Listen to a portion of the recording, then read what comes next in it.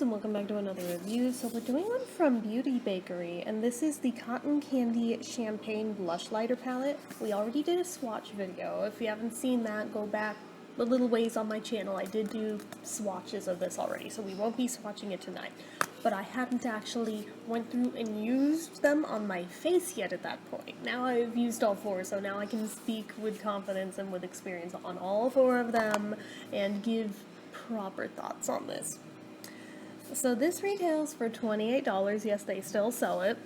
They've had this in stock for years at this point, and it's still a fan fave, and I see why. Like, it's a good palette. I am not thrilled with the fact that it contains talc. I'll be honest, I did not notice that until tonight just before hitting record. Kinda wish I had. Now, 28 may sound like a lot for 4 blush lighters, but let's put it this way. These are big pans. 28 divided by 4 is 7, right? So $7 per color, that's not that unreasonable when you think about what does like a singular individual blush cost. Now, what does an individual highlighter cost? Unless you're going to like Dollar Tree, odds are you're probably spending at least that for like a single blush or a single highlighter. So yeah, that's fair actually. I can't even bitch at that. I can't be mad at that.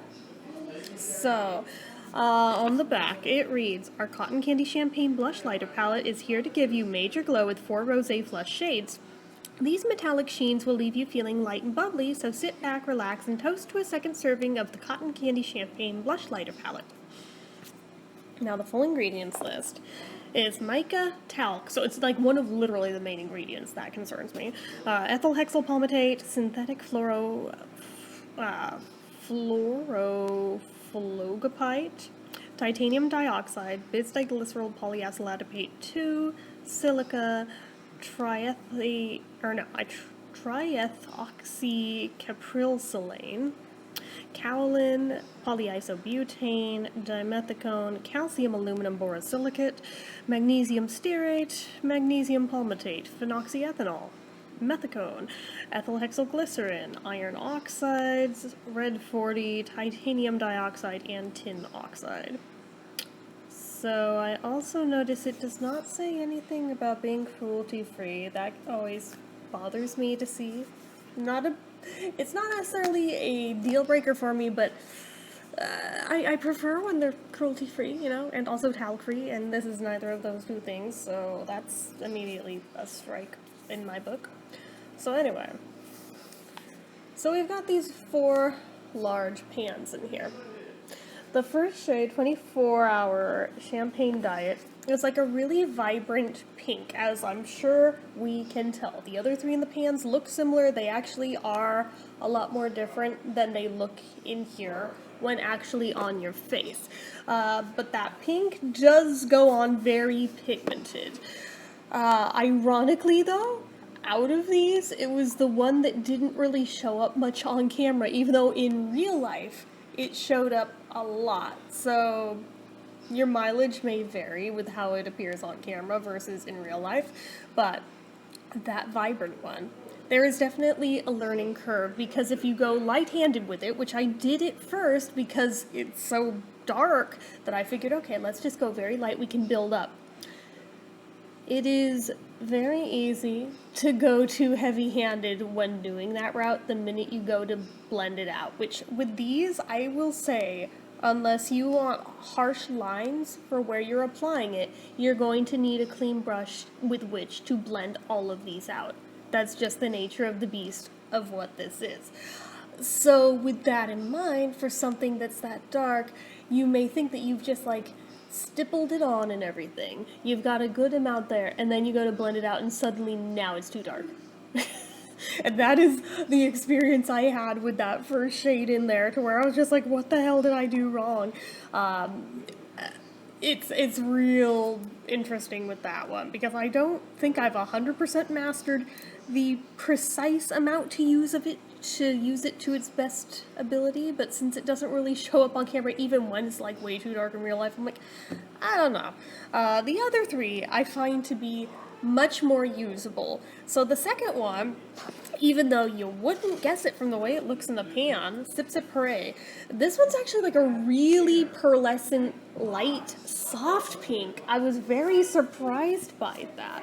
So, anyways, I like how soft and frosty it is. It's like very early 2000s, which, having been, Millennium Kid, I was in high school in 2000, I was very into those soft frosty looks. Frosty eyes, frosty lips, frosty cheeks, the whole thing. That was the vibe back then. So for me, this felt like a little throwback back to being a teenager, and I freaking loved it for it. It's actually one of my favorite shades in here because of it.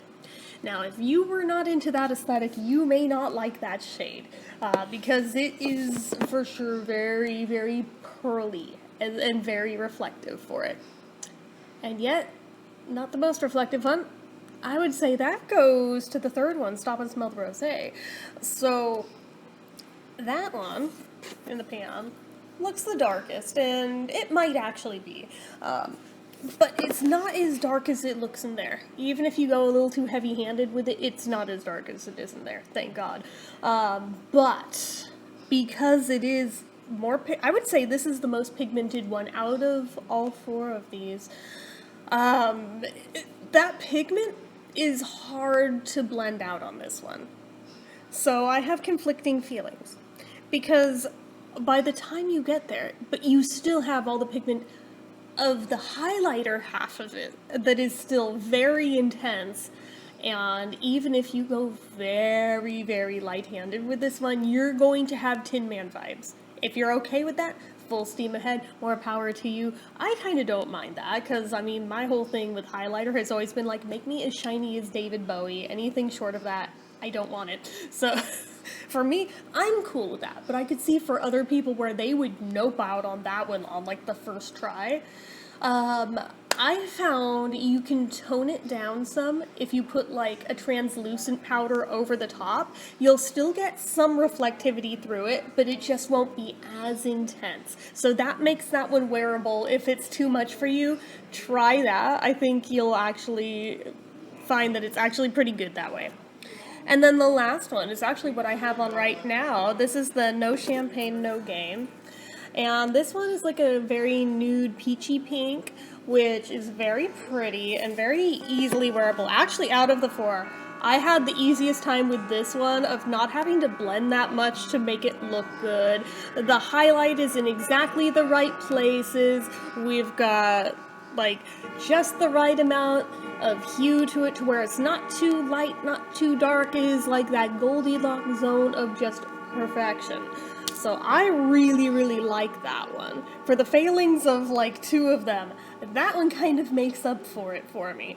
So I cannot sing the praises of that one enough. I mean, that one for me is worth the cost of admission, because I could see myself wearing the crap out of that one. That's probably the first one I'll hit pan on because I like it as much as I do. So my thoughts on this one, like I said, I'm a bit conflicted. I feel like for how much people hype this one up, I think it's kind of overrated in some ways, but then in others, it's underrated. So, again, your mileage may vary. It depends on what specifically you're looking for.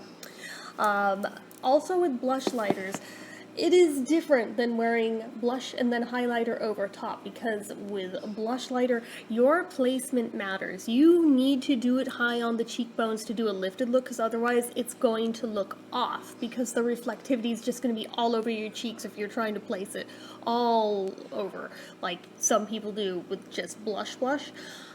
So, again, learning curve. Not impossible. Just play around with it, see what works, see what doesn't, see what you can do to make some of the ones that don't work workable, because usually there's a way to like not have to take it all off and start over. You just have to trial and error your way through it. But I think I'm gonna go middle of the road. 3 out of 5 for this one. It's okay. I'm glad I have it, especially for that last shade.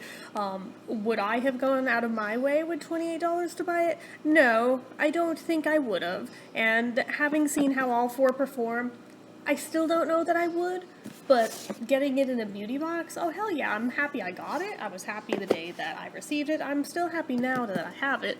So, not mad at it, but at the same time I'm like, it does leave some stuff to be desired, but at the same time it's definitely usable.